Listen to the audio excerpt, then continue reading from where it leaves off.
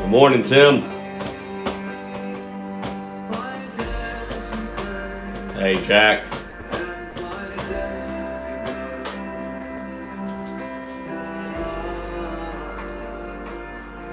Hey, Miss Betty. Good to see you. Hey, Miss Judy.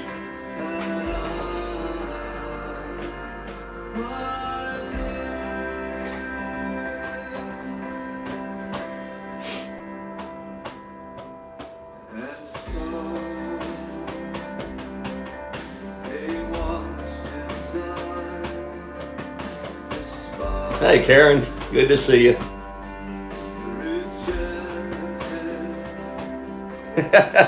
Yes, you did, Sean. Yes, you did. That basement floor looks good. Morning, John. Good to see you, boss. Try to behave today, John Walls.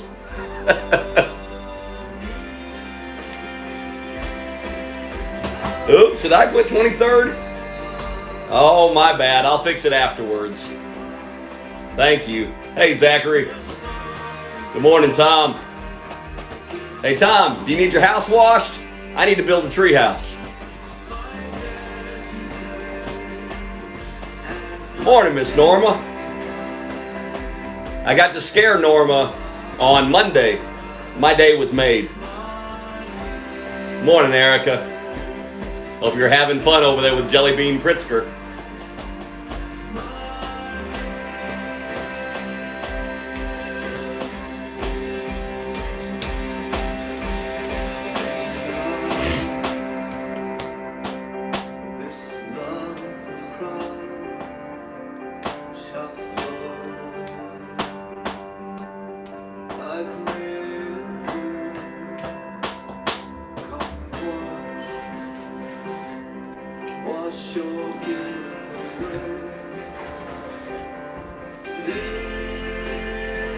This is a song that we'll be singing on Sunday. If you don't know it, you can YouTube it.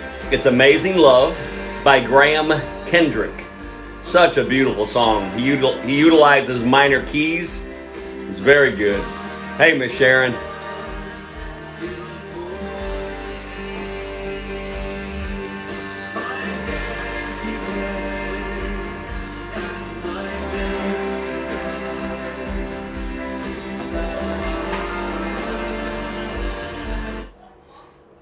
Let's get started this morning.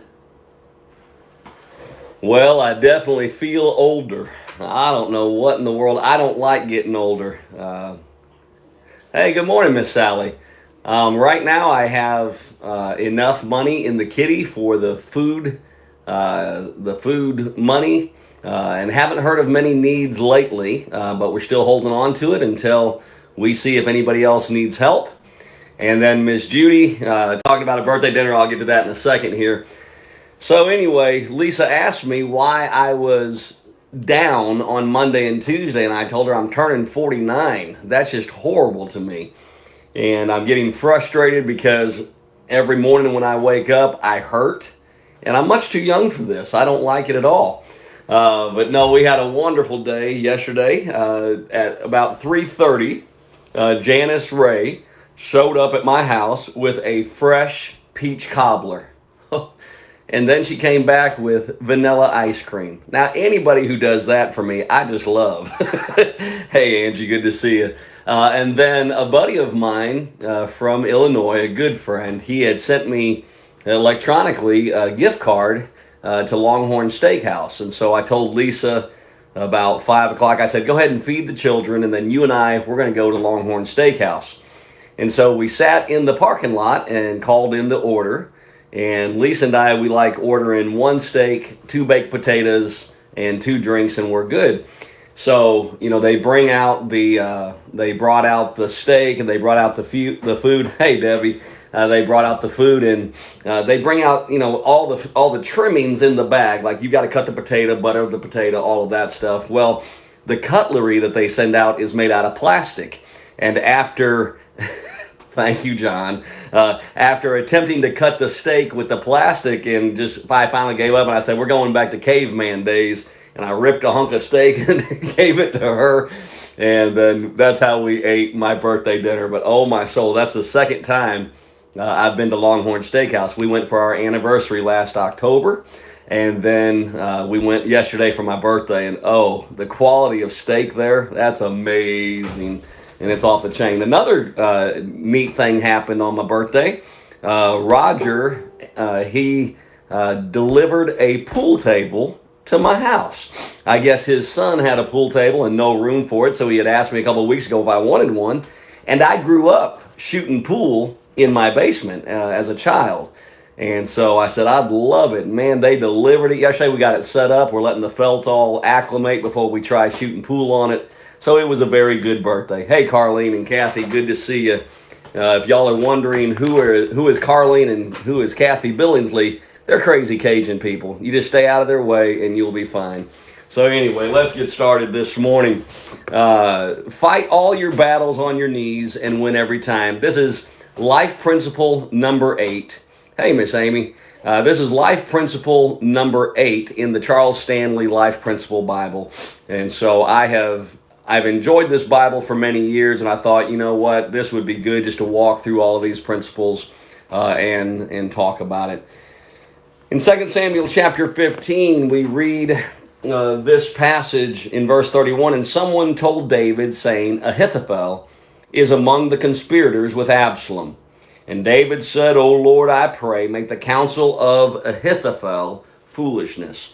Now, we won't take the time to unpack the history of why Ahithophel was against David at this time, but if you do, you'll find out Ahithophel was related to Bathsheba. And now, years later, Absalom is attempting to overthrow the throne, and Ahithophel goes and joins himself to Absalom. And notice what David does. He prays, O Lord, I pray, make the counsel of Ahithophel foolishness. Now, there's something that a lot of us have, we've gotten too busy for, and that is this thing of prayer. And resistance in prayer is the biblical approach to confronting and overcoming the devil. It's the biblical approach, this thing of prayer. And so often we become so mechanical in our praying. When is the last time that you sincerely got down to prayer? Hey, good morning, Miss Valerie. When is the last time you sincerely got down to prayer and you were so burdened about prayer you didn't care about what time it was?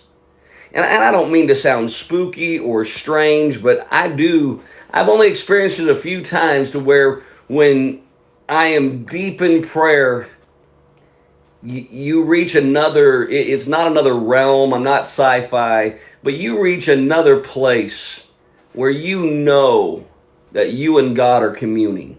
When is the last time that we have been consistent in our prayer? In 1 Peter chapter 5 and verse 9, but resist him. Resist who? The devil. How are we going to do that? Being firm in your faith, knowing that the same experiences of suffering are being accomplished by your brethren who are in the world. In James chapter 4 and verse 7, submit therefore to God. Resist the devil, and he will flee from you. Draw near to God, and he will draw near to you. Cleanse your hands, you sinners, and purify your hearts, you double-minded. And both Peter and James here, they make it very clear that we are to actively resist evil through our persevering prayers. You see, we often, as believers of Christ, we succumb to the temptation because we are trying to be strong enough. We're trying to be powerful enough, but we are no match for the devil. You know, on the surface, this prayer might seem to be a passive thing, but it is not passive. It is an active stance. It is both intentional and powerful. Hey, Missy, good to see you. Good morning, Raleigh. Notice this picture, if you will. These are two people. They're pushing against one another. Well, which one is going to win? Is the guy on the left going to win or the guy on the right going to win? The guy who will win this battle, this resistance, is the one that pushes harder. Which one is going to win? So resistance is first and foremost a firm decision to join the struggle against evil in prayer rather than turning away, backing off, or retreating. Just to be absolutely honest with you, and I know many of you would possibly give the same testimony, there are sometimes either we're wore out or we've been beat down for so long, we see the sin coming and we give in already. And that's not how it's supposed to be. When we see the sin coming, the Bible tells us we are to resist the devil and he will flee from us. We are to enter into the struggle, but when we are weak, that's when God is to be strong in our life, but only when we yield to him and we resist in this thing of prayer. This is why Jesus said that men ought to pray at all times and not lose heart. Don't give up in this resisting of the devil. Don't give up in this resisting through prayer. Resistance takes two things. Number one, it takes submission to God. It's the attitude of, I know that I can't resist sin, but God, you can. It is this attitude of, Lord, I can't defeat the devil on my own, but with you, I can. We must be in submission to God. Submit yourselves, therefore, to God and resist the devil, and he will flee from you. Where is this attitude in our lives on these days? Why is it that we... I'll give you an illustration. It's probably not the best illustration, but you'll never forget it. In a wolf pack, there's going to be one alpha male. He will be the head male. He makes the decisions for the pack. When a younger male is in the pack, if that alpha male turns on him and begins to growl at him, that younger male, if he's not going to fight the alpha male, he will flip on his back and he will literally urinate on himself, thus showing absolute submission. And it's amazing how many Christians, when it comes to the devil approaching you, it's like you roll over on your back and you urinate on yourself. But you don't have to do that because God has already won the battle. And when we submit to God, then he can win, and he will win when we submit to God. I love this verse in 1 Corinthians. No temptation has overtaken you except such as is common to man, but God is faithful, who will not allow you to be tempted beyond what you are able, but with the temptation will also make the way of escape that you may be able to bear it. What is the way of escape? His name is Jesus. Good morning, Robin. His name is Jesus. This is not, hey, I need to look for another way that I can get out of this. No. I need to look to Jesus, the author and the finisher of our faith. I don't have the strength to resist the devil. But when I submit to God, Jesus, who already kicked the devil's tail every which way, Jesus has already beat him. And when I submit to God, Jesus goes, oh, I got this. I got him. We can win. You do not have to lose in this area of sin. This is why in the Bible, in Philippians 4:13, I can do all things through him who strengthens me. This is not a verse about I'm going to win a game, a sports game, because I can do all things. This is not about that. This is I can do what God has commanded me to do because God himself lives inside of me and his power flowing out through me. God can win. It is not about me being strong enough. It's about Jesus already won. And so when the devil is attacking me through temptation, I look to Jesus. I take the thoughts captive to Jesus. I want the obedience that Jesus gives in my life. You and I are no match for the devil. The devil defeated Adam and Eve. He defeated our grandparents. He's tricked our mamas and daddies, no matter how precious they are, and he has deceived us many a time. It is time for us to recognize I can't beat him, but Jesus already did. And so through Christ, I can do all things who strengthens me. We see also not only how do we submit to God, we need to draw near to him. And we do that by prayer and spending time in his word. We do that by setting aside time just to listen to God and to wait upon him for his direction and his guidance. We do that by periodically shutting ourselves away, closing off all other influences that might distract us from knowing him better. This is how we live in submission to God. We need to be hearing what God has to say. Not only submission to God, we see that faith in God is necessary. This faith that says, I believe you will. I believe that you will defeat the enemy and cause him to flee from me as I resist him and put my faith in you. Now notice we started off talking about David praying that God would set Ahithophel's counsel to naught. And notice how many times, just a few examples in the book of Psalms, David prays, oh my God, in you I trust. Good morning, Stephen. Do not let me be ashamed. Do not let my enemies exult over me. In Psalm 31, I hate those who regard vain idols, but I trust in the Lord. Psalm 55, but you, O God, will bring them down to the pit of destruction. Men of bloodshed and deceit will not live out half their days, but I will trust in you.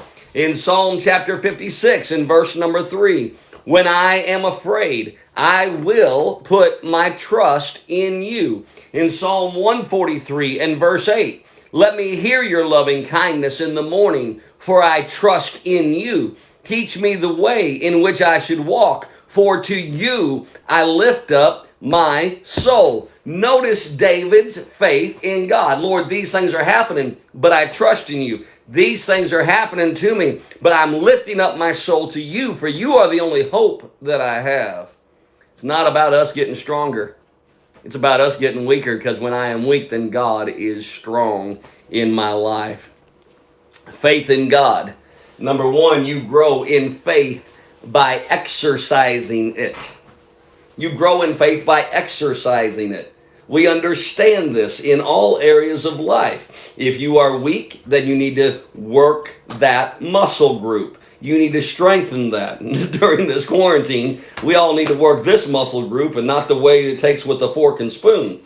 But then also, you grow in faith by going through situation after situation, and their hard times, their adverse times, their difficult times, go through circumstance after circumstance, and you're adding faith upon faith upon faith. It's just like our school system. You start off with the baby steps, and by the time you graduate college, you're doing college level work. It is amazing how we want God's blessing in our lives, but we are not willing to take the adverse times. Well, your faith does not grow until you have exercised it and worked your faith out. It is impossible for you to resist the devil for very long if you do not believe that Christ Jesus through you can and will defeat the devil. And you can remain firm in your faith only when you completely submit to God in all areas of your life. You know, the areas that we hold back on God, the areas where we think that God is good, but the areas where we read the Bible and the Bible is clear, but we say, I don't know if I agree with that. You're going to have a hard time resisting the devil, because faith in God means I accept everything that God has told me. So let me encourage you this morning. The devil is going to come against you today. There's a temptation coming. Make sure you spent time on your face before God and yield to the Spirit of God. Submit yourselves therefore to God. Resist the devil and he will flee from you. That's the goal. Why? Because Jesus paid the price. Because Jesus is worthy of everything that we have. So submit to God today and watch the devil run.